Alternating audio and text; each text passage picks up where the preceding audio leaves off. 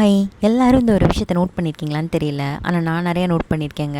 நம்ம பசங்களில் மெஜாரிட்டி பேர்கிட்ட நீ எப்படி இருக்கேன்னு கேட்டால் வர காமன் ஆன்சர் என்ன தெரியுமா? நான் ஃபைன் தான். அதுவும் என்ன சுச்சுவேஷன்னாலும் ஃபைன் தான் அப்படின்னு சொல்லுவாங்க. ஃபீவர் இருக்கும், பாடி வீக்காக இருக்கும், ஆனால் பரவாயில்ல நான் டேப்லெட் போட்டேன், ஃபைன் ஃபைன் அப்படின்னு சொல்லிடுவாங்க.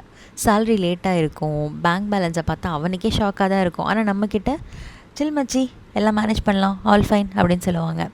லோன் இருக்கும், வீட்டில் எக்ஸ்பெக்டேஷன்ஸ் இருக்கும், ஆஃபீஸில் ப்ரெஷர் இருக்கும், ரிலேஷன்ஷிப்பில் கன்ஃபியூஷன்ஸ் இருக்கும்.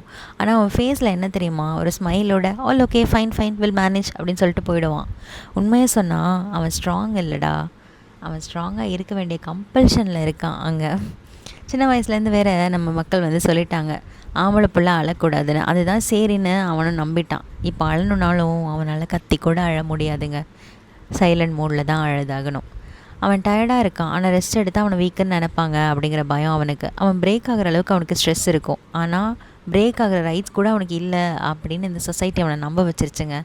எல்லோரும் சொல்லுவாங்க நீ தான் வீட்டோட பேக் போன்னு, பட் யாரும் கேட்க மாட்டாங்க உனக்கு யார் பேக் போன்னு. So behind every he is fine ஒரு அன்சென்ட் மெசேஜ் ஒன்று இருக்கும், சொல்ல முடியாத பெயின் ஒன்று இருக்கும். ஸோ நெக்ஸ்ட் டைம் அவன் ஃபைன்னு சொன்னால் உடனே நம்பிடாதீங்க, கொஞ்சம் சீரியஸாக கேட்டு பாருங்கள். டே உண்மையாக நீ எப்படி இருக்க அப்படின்னு. சம்டைம்ஸ் அவனுக்கு அட்வைஸ் வேணாங்க, கேட்க ஒரு ஆள் தாங்க வேணும்.